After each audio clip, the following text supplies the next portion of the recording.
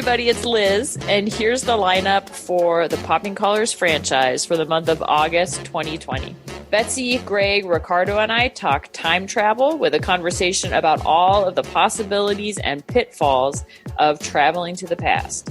Take 2 features the return of Holly McHale Larson, discussing the influx of live-action Disney princess movies. Betsy and Greg review the film Glory in this month's Going on 30. And also, don't forget, you can vote for our Going on 30 awards by going to our website, poppingcollarspodcast.com. Shayna, Watson, and Greg continue to boldly go through 6 episodes of Star Trek on The Sacred Six. This month, they're exploring the classic episode, The Devil in the Dark. Finally, and this is very exciting, Ricardo and I are hosting a brand new mini version of the Popping Collars Book Club at the end of this month. Join us for our end of the summer reading suggestions. Thanks for listening, and keep those collars popped. Hi, I'm Richard Lindsay, the godfather of Popping Collars, and you are listening to Popping Collars.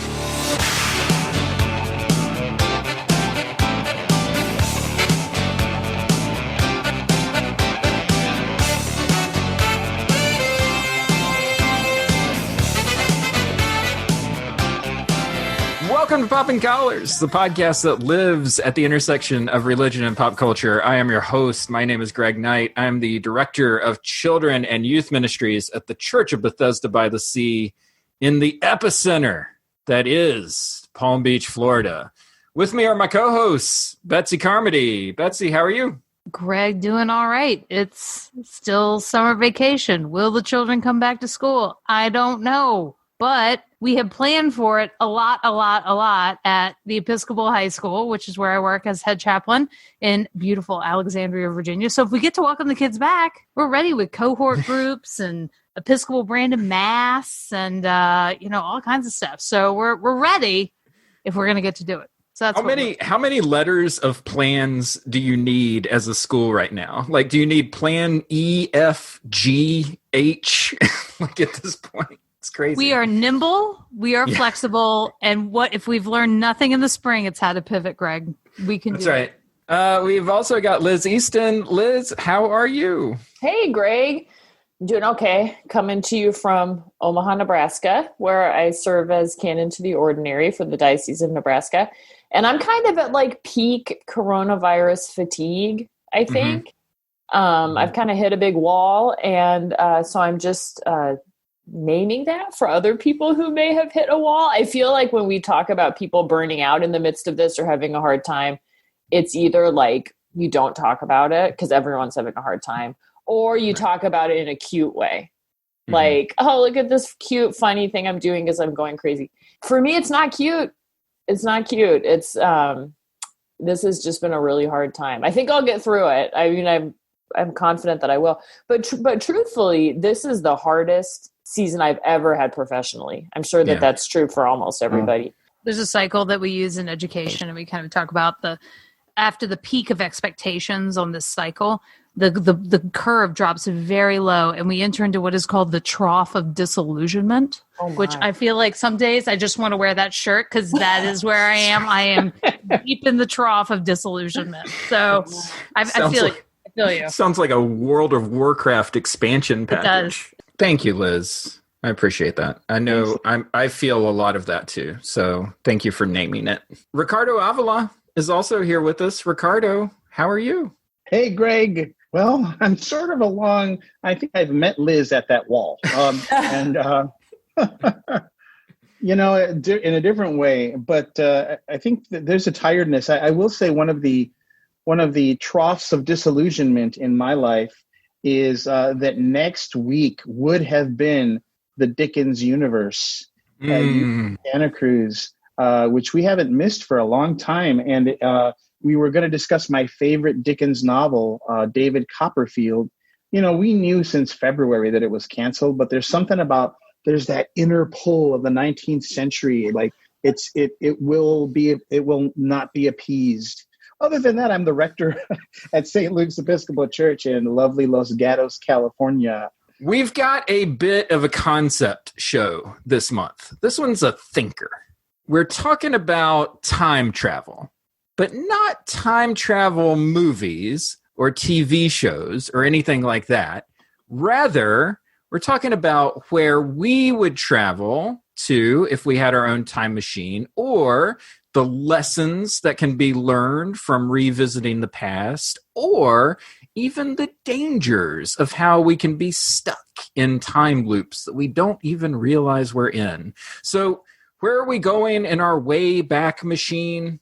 Maybe one of us is going to go to 1969 to be one of the hippies in the crowd during the first Woodstock concert. Maybe we'll take the opportunity to see key moments in human history from a different point of view, or perhaps we will relive the thrill of reading A Tale of Two Cities as if it were the very first time we had ever done so.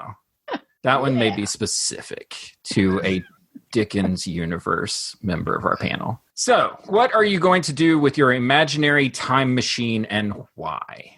Let's go to the bag. Magic bag. We'll point us to... Wait, me. Oh my. Oh my gosh. Okay, you're ready. Well, I'll lead the way then. I am taking my time machine, and here's what I'm going to do. I'm going to take myself as I am right now, and I'm going to go back to November 1993. On that date, I'm going to attend the Unplugged concert that MTV did with Nirvana. Ooh, good choice. Mm-hmm. Wow. Okay, so here's why. Because whenever I think of time travel stories, I think of regret.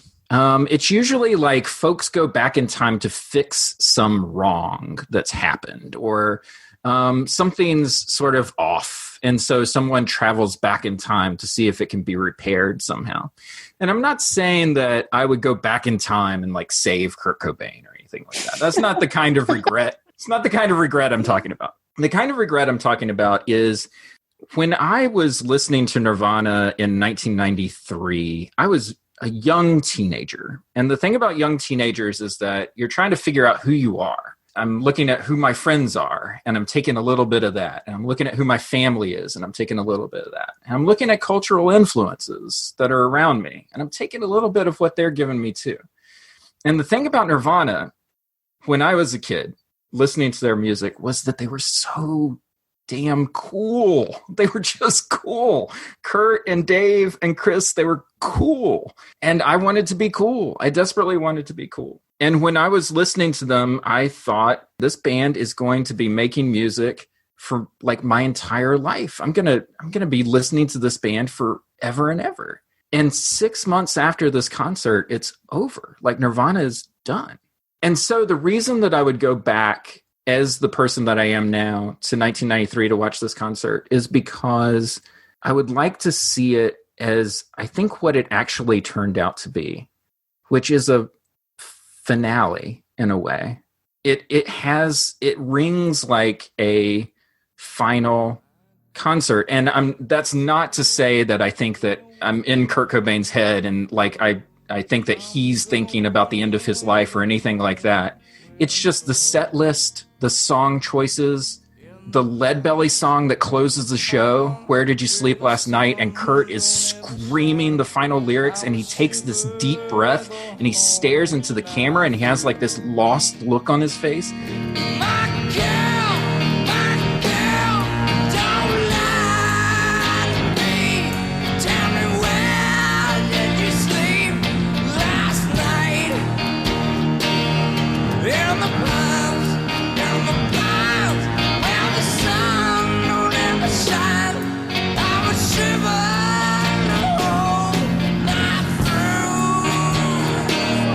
That feels like a final moment. And I would like to go back and experience that concert as a final moment, recognizing it for actually what it was, rather than sort of thinking, oh, this is a live concert in the middle of what's going to be a ton of Nirvana stuff down the road, I'm sure. So that is a great album. I still listen to it a lot. Sometimes it just hits the spot. I mean, they were a loud, rock band of really young men. And in that setting, like Kurt Cobain had a beautiful voice. He just had perfect pitch. He had a beautiful tone, like super emotional. They rounded out that band with a lot of other pieces, and that was a great album. Yeah, a few things stood out to me, like about the show itself. One is that Kurt would always play his guitars. He was left-handed, but he would always play his guitars upside down and restrung like Jimi Hendrix did. Jimi Hendrix, yeah. Which I thought was great. And just to speak to your point, Liz, he was a huge Beatles fan, and he wanted to sing like John. Like he wanted melodies like John Lennon would write in his songs. And I think he really did tap into a lot of that sort of Beatles spirit of like we can thrash, but we need a really good melody to go with like whatever this chaos is that we're creating on stage. The last thing that I would say is that, I was just thinking of what you were saying, Liz, about this COVID thing. And honestly, like, God knows, like a lot of the anxiety that I have around it is sort of this sense of mystery and not knowing like what's going to come, and just not having that kind of foresight, available to you. And the reason that I chose what I chose for the time machine is because we have 30 years of hindsight, we know what that concert actually was. And so we know what was changing or what was about to change. There are parts of me that really want it to be 30 years from now so that we know how COVID has changed our church, because it's going to be changed. And what we think are the things that we're going to live forever in our ministry. Like some of those things aren't going to live forever. This is the very hard thing that keeps me up at night is trying to make decisions that will set the future church up for success. And I feel frustrated because I feel like I'm looking around and I'm not hearing a lot of, we're going to have to let go of so much. Yeah. And all of the grief that's wrapped up in that, I appreciate that people are just not there. We can't, those conversations are too difficult to have, but it's terrifying to me. All right. Next up, we have Liz Easton. Oh my gosh. So full disclosure, I did not know that this was the topic exactly. I thought that we were talking about if we could go back in time to re-experience a pop culture thing for the first time. Okay. I don't know. I thought that was a good question. Yeah. Liz, I think this topic was a little all over the place, and I think whatever you really want to talk about, we can make it work. Well, I posted it on my Instagram stories. You can follow me on Instagram at Liz East. And it got a lot of great suggestions. And it was everything from food that people wanted to taste for the first time again. Someone said Disneyland, which is a totally fun idea to go to Disney for the first time again. And a number of folks said the Harry Potter books.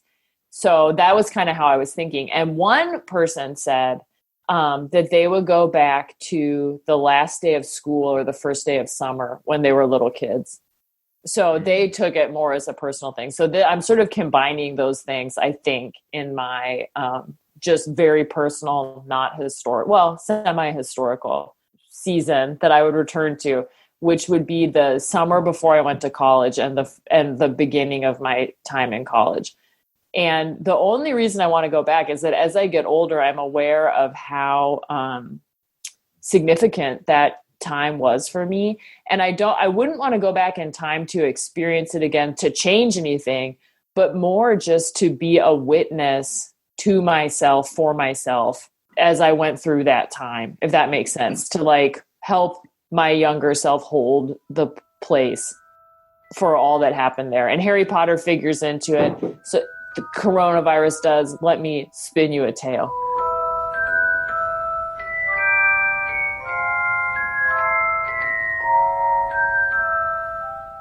I graduated from high school in 2001. I was in love for the first time with my first serious boyfriend. I won't name him here. I doubt he's a podcast listener. Just the most wonderful first relationship you could ever have. But we went to separate colleges, so we decided to break up. So that summer, he went to college before I did. So I was left back in Seattle getting ready to go to college. So first great love, first great heartbreak. Boom. Those are super significant. Many people know I'm not ashamed to say this on the podcast. I threw up in an elevator that summer. Oh. I missed that episode. I didn't know this was a hashtag of yours. I'm not ashamed of this, and I feel like it's again, I would just tell my younger self, like, you're so wound up, that I worked in this big office building at a law firm, and my boyfriend had just went away to college. I was as heartbroken as can be. And I got into the elevator. I worked on the 42nd floor. I got into the elevator, and it starts just like zooming right up to the top of this big high rise. And there's a woman on the elevator that I work with, and she goes, "Oh, honey, I heard your boyfriend just moved away." And I just wait, tell me you didn't throw up on the lady. No, I just barfed on the floor. And now in retrospect, I'm like, I'm sure that they all thought I was hungover, right? But I was heartbroken. Like, I was not hungover. I was just this tightly wound, heartbroken kid. This is Seattle. This sounds like a Grey's Anatomy episode. Anybody else? Like, but then it's something else. There's something else broken inside her, and Meredith Grey's going to fix it. That's right. It's just a broken heart inside this little shell of a 19-year-old. And then 9/11 happened. And I remember people saying, things will never be the same. Our world will never be the same. And as a young adult, I remember thinking, like, how can that be? Like, it doesn't seem like this could be so cataclysmic. It doesn't seem, sure enough, that was true. Everything did change. Everything from the way that we travel to how we think of the world and our place in it, how we understand our safety, just everything changed. And then I went to college, and here's where Harry Potter comes in. But somehow I had the first book, like a paperback, and I like brought it with me to college. Someone must have given it to me. I had no intention of reading it. And those first weeks in college, I stayed up late, like under the covers like a kid, reading those first Harry Potter books, and just finding such comfort and magic and escape and meaning making. Like, it's a very meaningful story in those stories. And it really kind of helped me through. And so I've been thinking about Harry Potter some during this time. I don't have a whole lot of attachment to rereading them now, but I can imagine that, like, if there was something like that for me in this season, like, what a wonderful distraction that would be. It was such a significant time in my life. And in the midst of it, I had no clue. Yeah. And so there is a part of me that would like to go back, not to be that person again, but to stand alongside that person and be like, just, you're going to be okay, and just cherish this and feel it all. You're fine. You're going to be fine. So that's the great story of the year 2001 in the life of... Wow. Whenever I hear someone's stories, it's the threshold stories that ring the most to me, I think. Whether it's like going to college or getting married or having kids or, I don't know, whatever it is that folks are doing. I love this image of like tightly wound Liz because like so many of these threshold moments, I know that for me, I would always come up to one of these things and think, okay, this one's it. On the other side of this, I'm going to be an adult. I'm going to know what I'm doing. I'm going to have a plan, like all of this stuff. And it's just the same me that's just going through like all of these different things. And there's no like switch that makes you. And the me who threw up on the elevator is the same me who wants to throw up at meetings all the time today, but just doesn't manage, Which you may want to get Meredith Grey to look at that. There could be something there. You might want to take a look. There could be something there. There could be something going on. Yeah. Wow. All my feelings live in my stomach, which I think is not unusual. And physiologically, there are a lot of nerve endings in your stomach. So it's that when Jesus comes and Lazarus is dead, right? Like the way his upsetness is described as he was disturbed in his gut. In his gut. That's the Hebrew word. So Splunk in his face. There we go. Thank you. Wow. For that. Someone went to seminary. Someone went to seminary. I almost said I'd like to go back in time to seminary and actually do all the reading. You can do all the reading? I mean, I love reading. I don't understand. I do love reading. Oh my gosh. That's great. Awesome. It's funny you talk about Harry Potter in times of crisis. I have been listening to the audiobooks in this time, and early on, it just came up somewhere. It's like, the first Harry Potter book is available for free on Audible, blah, blah, blah. And so I listened to it, and I was very conscious of the fact that I was doing it, because I was like, this is a stressful time, and I want to reread, if you will, rehear these books. And I'm on book 5 now, The Order of the Phoenix. Oh, fun. And it really is working. It really takes my mind off of things. I can listen to it at 1.25 speed on the Audible and catch all of it. So interesting that you had Harry Potter in your time too. Yeah. I'm going to be very careful the next time I ride in an elevator with you. I was like the receptionist at this law firm that summer. So I was the one who had to call the building crew to say that someone threw up in the elevator. Yeah. And I just said, I heard someone threw up in the elevator. The elevator number 4. I don't know. I mean, I can picture you in a chunky shoe. Yes. Doc Martin. Dark pant with maybe a boot cut. Collared shirt. Doc Martin. Maybe a little blazer. I don't know, or a sweater. It's the summertime, you know. It's summertime, yeah. But Seattle. I just hope you didn't throw up on your Doc Martens. That's all I'm saying. Next up is Ricardo. Oh. Okay, so my thing, I think I sort of did the opposite of Liz in a weird way. I'm not going back to a certain time of my life that was poignant for me. I'm going back to a time that I lived through, maybe more like Greg, I don't know, that I was aware of as really momentous, but I was too young to understand what was going on. I want to preface and say that if I were talking about books that I wanted to go back to, I would definitely want to go back. And I'm talking about, I'm doing the Stephen King 11/22/63 thing where, you know, he went back to like 1958 or 57 to lead up to 63 and the assassination. I'm taking a 6 or 7 year chunk of time.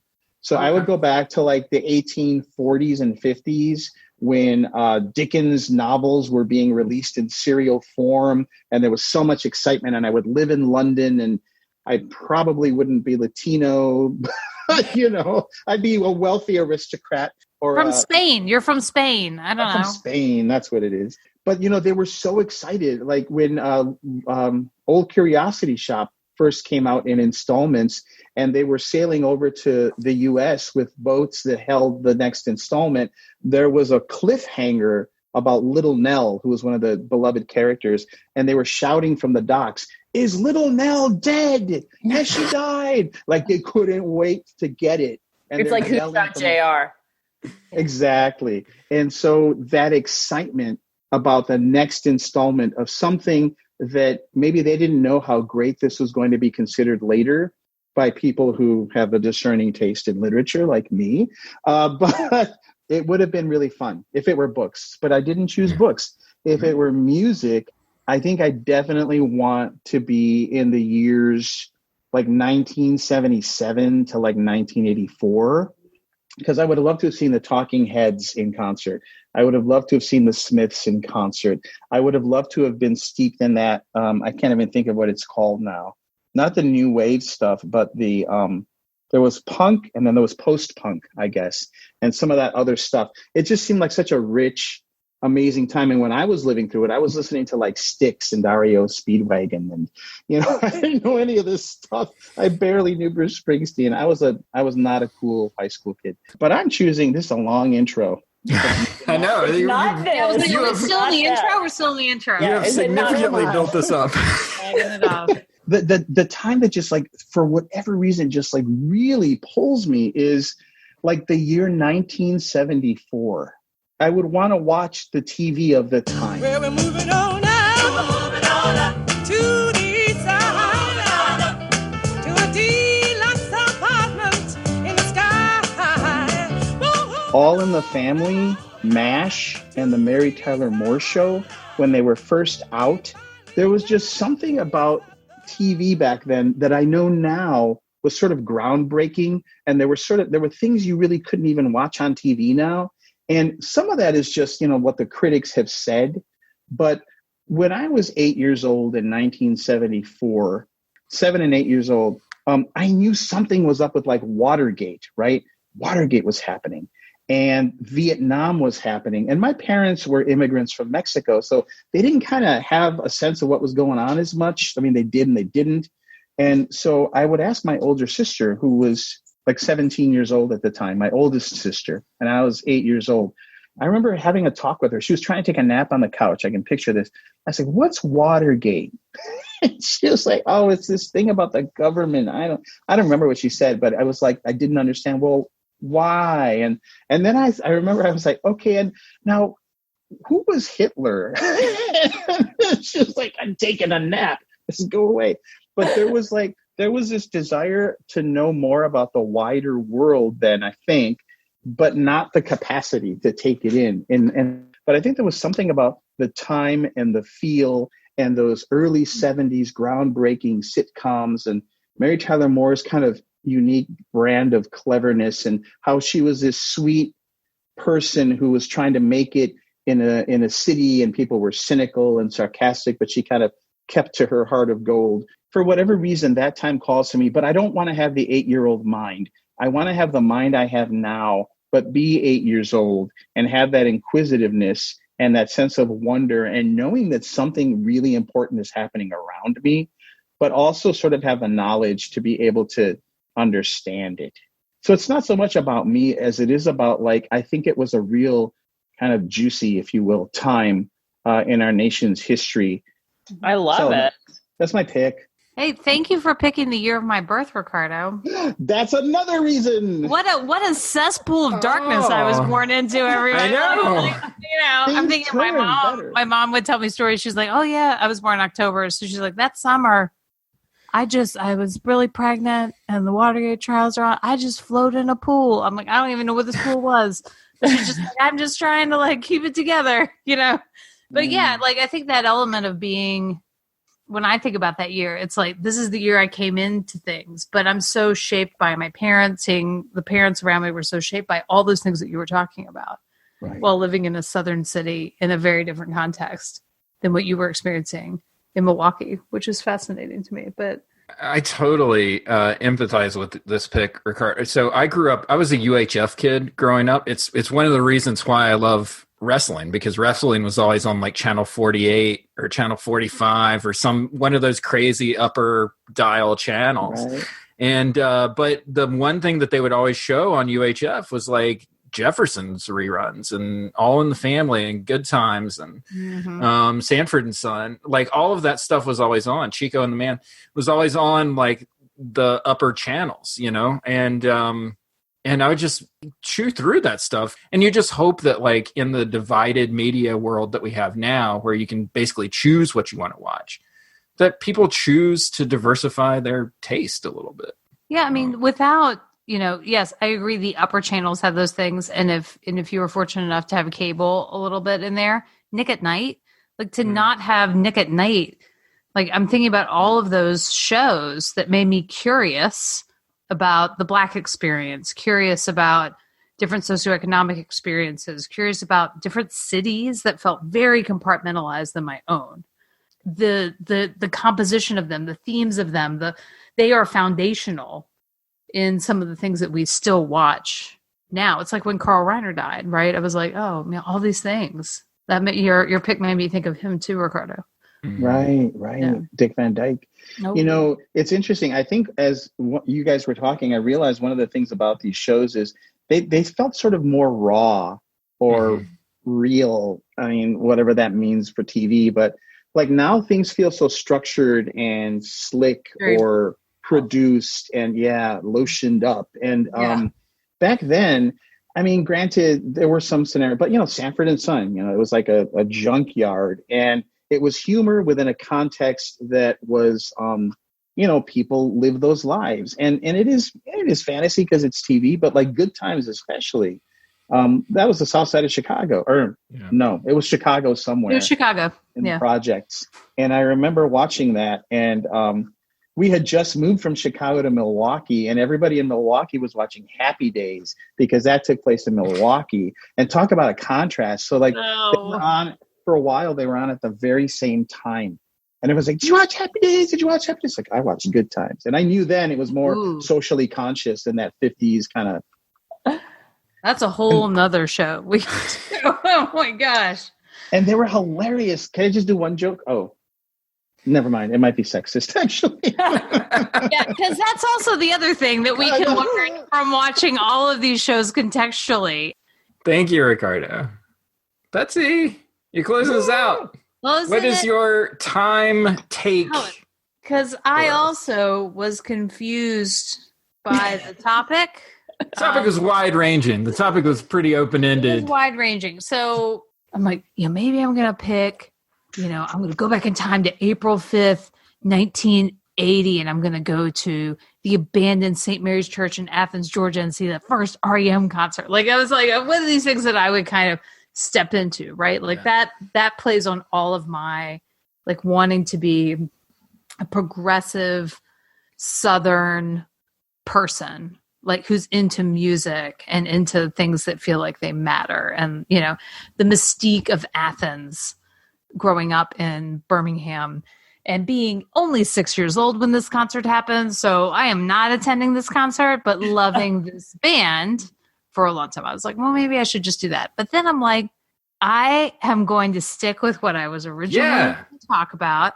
I can make this work, because the part of the problem is, the thing I'm going to talk about is I have become one of those people that now can't stop talking about The Wire. And that's who I've become, and I'm going to own it, and it's okay, right? So your boy's name is what? Snot. You call the guy Snot? Snot Boogie. Yeah. So, who shot Snot? I ain't going to no court. I'm saying. And every Friday night, we're in the alley behind the cut ring, we rolling bones, I mean, all the boys from around the way, and we roll till late. Alley crap game, right? Like every time, he Snot and fade a few shooters. Play it out to the pots deep. Snatch and run. What, every time? Couldn't help himself. Let me understand you. Every Friday night, you and your boys would shoot crap, right? And every Friday night, your pal Snot Boogie, he'd wait till there was cash on the ground, then you'd grab the money and run away? You let him do that? Man, we'd catch him and beat his ass, but ain't nobody never go past that. I gotta ask you, if every time Snot Boogie would grab the money and run away, why'd you even let him in the game? What? With Snot Boogie always stole the money. Why'd you let him play? Got to. This America, man. Greg is I such would an time influence. travel back to 2002, 2002 to 2008, which is when this show was on. I do not know how I did not watch this show. It was helpful because I did just finish the audiobook of All the Pieces Matter. It's a great book. It's 12 hours. I think I finished it in 3 days. Wow. It is so good. All the behind the scenes with the cast and the crew and the creators and the writers and everybody. I'm sad about missing the excitement and the water coolerness of it. I mean, there was an element of, if you were, I think in particular, it was interesting in the book talking about if you were black and into The Wire, if you were white and into The Wire.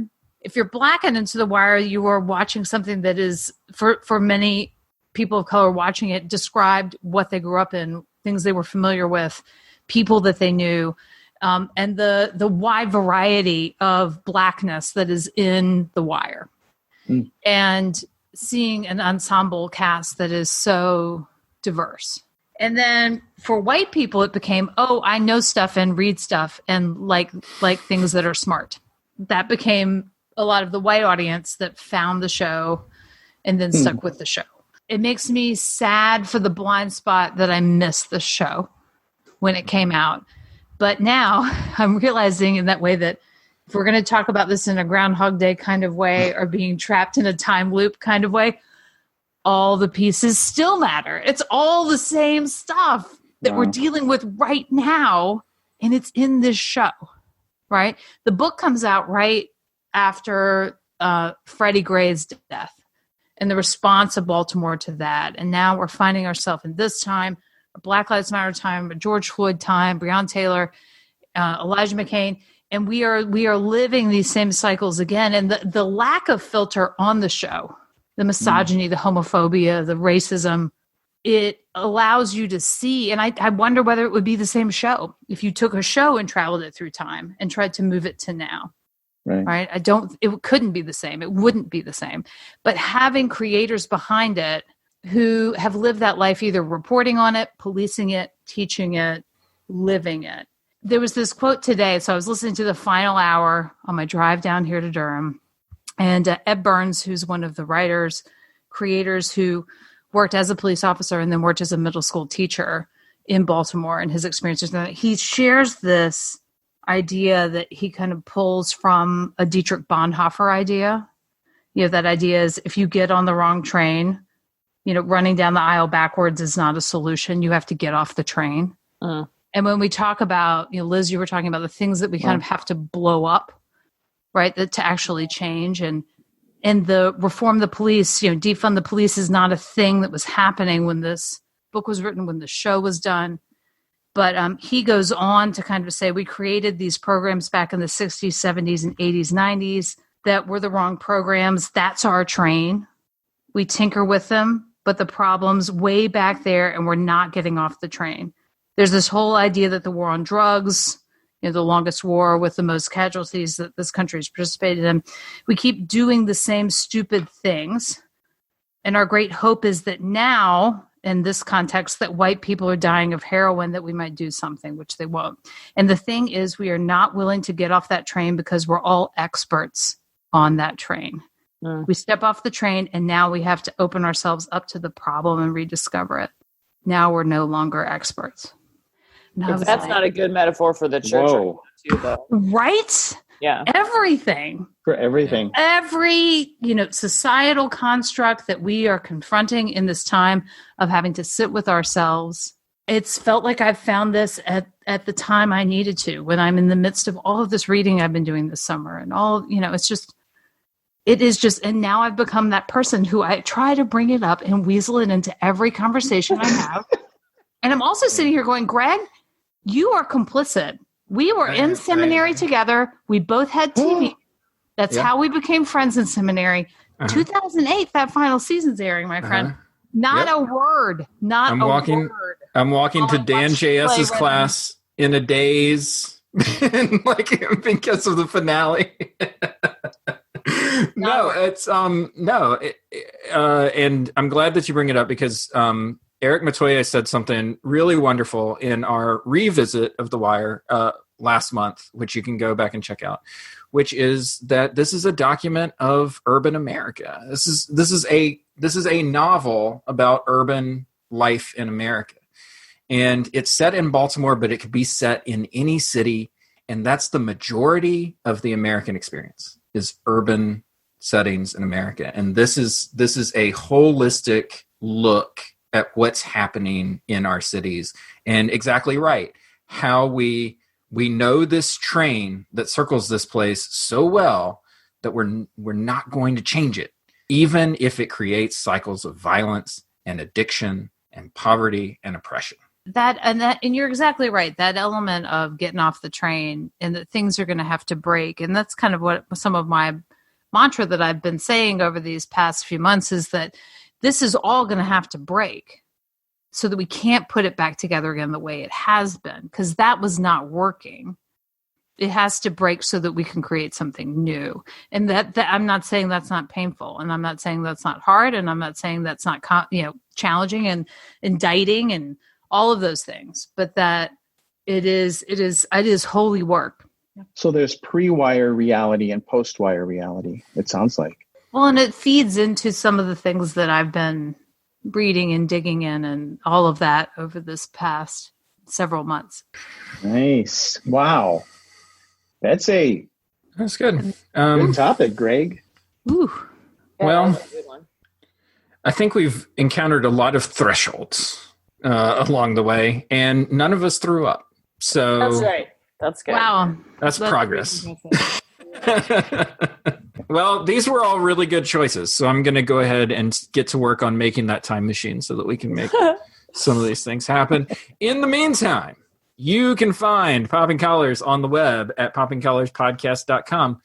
We're on social media as well.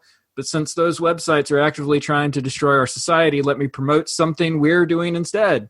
Liz and Ricardo are going to present a special mini version of our Popping Collars book club later this month. Woohoo! They're priests and they read books, and They read you'll books. want to read one too. And of course, you can get our podcast in whatever podcatcher you use. Be sure to hit subscribe or follow so that you don't miss an episode. Finally, you can find our show, the longest running Episcopal podcast, trademark, In history. on episcopalcafe.com. We love episcopalcafe.com. We know you will as well. Check them out for all your Episcopal news, needs, and beyond. And with that, that is Popping Collars for this time. Thank you, Betsy. Thank you, Liz. Thank you, Ricardo. We'll see you next time, and Keep those collars popped. Pop, pop,